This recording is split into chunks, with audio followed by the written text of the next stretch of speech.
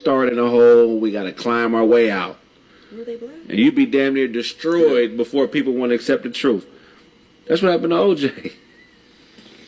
I mean, I know that about OJ. Nobody ever understood. I mean, like, the bitch was at his house with another dude. Worse than that. You want to know? I found out some shit about the OJ case 2 days ago that I bet y'all don't even know. Give it to me. Do you know who Glenn Rogers is? He lived. Glenn Rogers, better known as the cross-country killer, was Nicole Brown Simpson's handyman. What do you mean? He was her handyman was a serial killer. He was convicted. He killed 4 blondes. He was convicted of killing 4 blondes. That was his thing. He was from Ohio. He was her handyman, which means he was at her house a couple times a week. If y'all look it up, if you think I'm bullshitting, his name is Glenn Rogers, known as the cross-country killer or the Casanova killer. He was convicted of killing 4 people 4 women in 1995, and during the time of the murders, and for years before that, he was her handyman.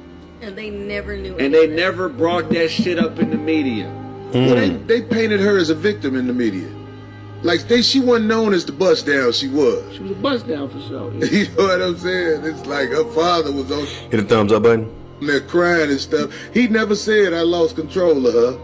And because if she was on, I mean, like, we know why she was with OJ. OJ had paper at the time. That one. That's nice. His brother told the police, my brother murdered Nicole Brown Simpson. He admitted to me he murdered her, and he actually admitted to murdering her. But the narrative was already spun, and they were making so many billions of dollars selling this false narrative about OJ at the time that they weren't interested in anything but OJ slander. Then I watched some shit the other day. You gotta watch me to the crib, Corey. After he was found innocent, I don't know if y'all remember, OJ did a 3-hour documentary where he went over all the evidence in the case, himself, and walked you through it. Where they found it in the crib, you know what I mean? Yeah. And it was weird to see him in this state because as a 41-year-old man now, I now see, all that nigga had was really his reputation. So even though he knew he didn't do it, he was still trying to salvage his reputation because he was, I would say he was naive enough to think that people wanted the truth. They didn't give a fuck about the truth. They just cared about the story. And this is weird how we thought a not guilty verdict as black people, we thought that was enough.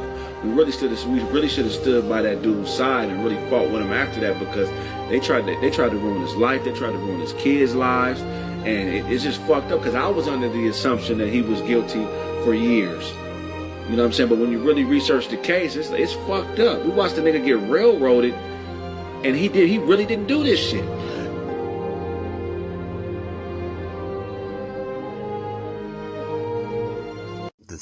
Subscribe to my YouTube channel, Charles Arnaz World.